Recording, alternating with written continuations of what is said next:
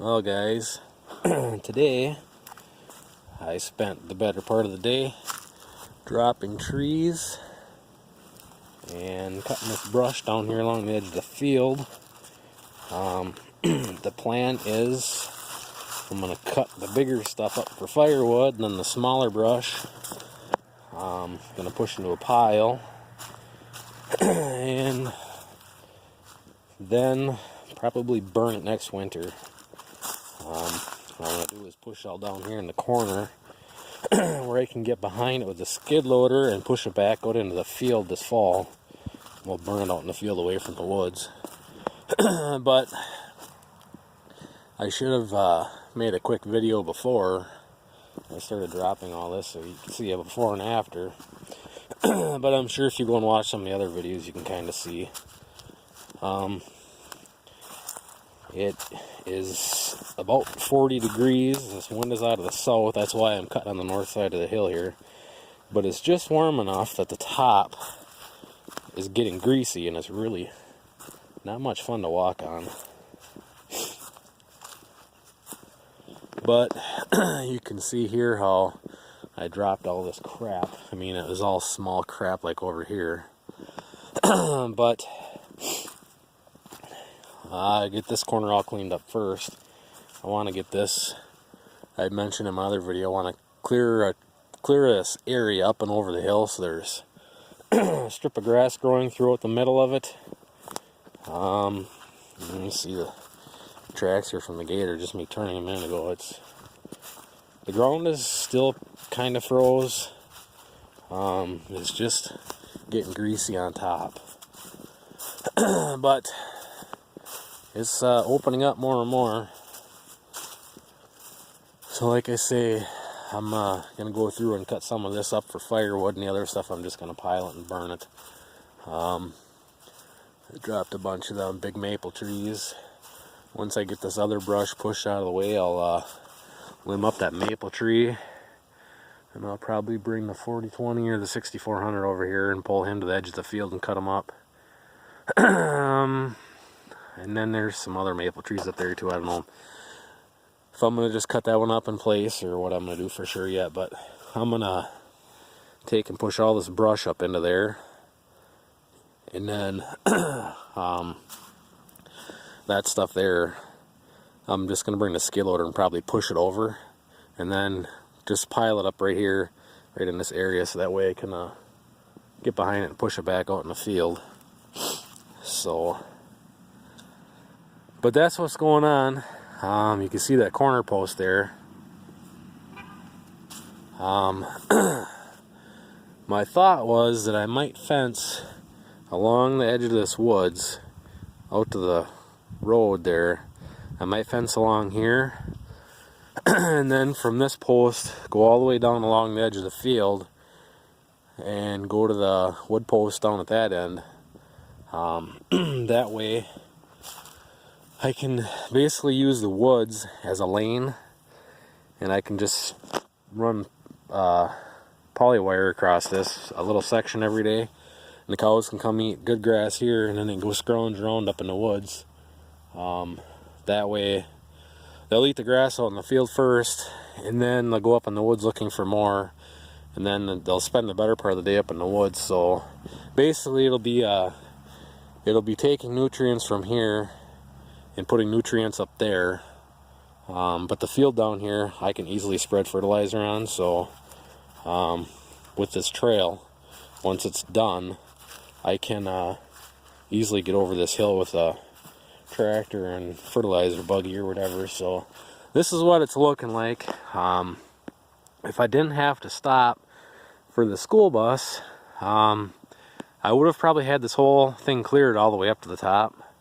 But now, being I stopped cutting a little over an hour ago, my back is starting to hurt and get stiff, so I am not going to run a chainsaw anymore today. So I am going to be done cutting for the day. But what I am going to do is grab some of these logs that are already cut up here, these blocks or whatever. haul a couple loads back to the stove for the next couple of days. I'm going to visit another YouTuber tomorrow, so I don't want to have to try and get wood tomorrow.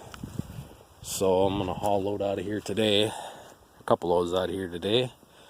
Yeah, you can see I did leave that oak tree, and I left that oak tree.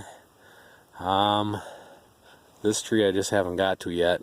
But I'm going to cut this because I'm going to grade this out a little bit more so this trail's a little bit wider, and then grade it better so there's not all these big piles along the end. That way, if I get this cleaned up along here and do a little bit of dirt work, I could get the haybine over here if I had to by the time I get this trail all opened up. So that's what I've been working on. Like I say, if I would have had another hour, I would have had all this small stuff cut out of here and all the rest of these bigger trees cut down. This big oak tree, I am undecided if I'm going to drop him or not. I don't know for sure. There is another little oak tree right here. I don't know if I'm going to drop the big one and keep the little one, or drop the little one and keep the big one. I don't know for sure, but I'm kind of trying to leave the oak trees. In this area here, the maples are all going to disappear. But for where I stopped over here, that goes up and over to that other four-wheeler trail. I'm going to leave everything on the other side of there all the way down, and then in the future, when I get to it, I'm going to start clearing that all out. But where this power line goes here, that trail that was opened up, I'm not going to cut from there to the top, because there's a lot of nice mature maples in there. So if I ever decide to get a little bit bigger with the maple tree or the maple syrup, I could have a line on the other side, which you guys have seen.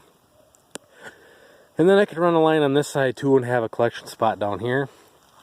So I'm going to leave the woods from right over there up and over to my maple trees on the other side, which you guys have seen.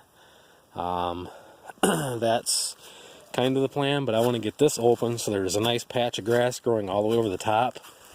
And like right now, the cows use this trail a lot, and then I use it all the time with the gator.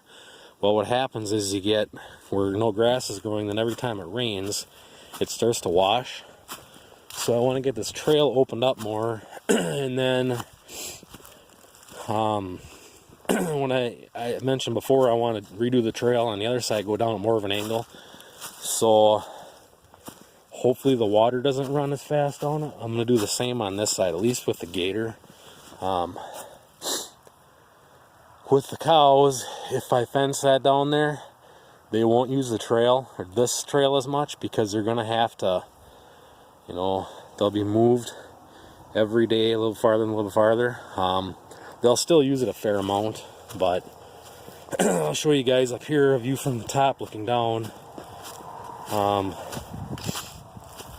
the bottom, all that smaller stuff, I've been cutting those stumps off at the ground. What I need to do is come back through here and cut all these stumps off at the ground so I don't catch them with the skid loader. Because what I'm thinking I'm going to do is I'm either going to bring the bale spears or the pallet forks, and I'm going to push all this brush, everything here, all the way down to that corner to be burnt, and then I'm going to do the same on this other side. So I need to cut all these stumps off at the ground level too. The reason I haven't done them yet is because a lot of that stuff I cut this winter. And when the snow is deeper, it's hard to tell exactly where the ground is. And I don't like to sharpen the chains any more than I have to. I touch the chain up every time I put fuel in it. But I don't want to fill the tank, just sharpen the chain, then come out and hit dirt right away and have to resharpen it again. So you know how that goes. But basically, see these two big oak trees here.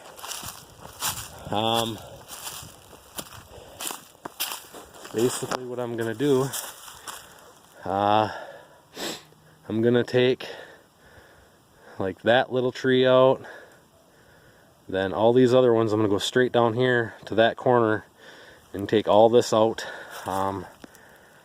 And what I might do when I'm going along,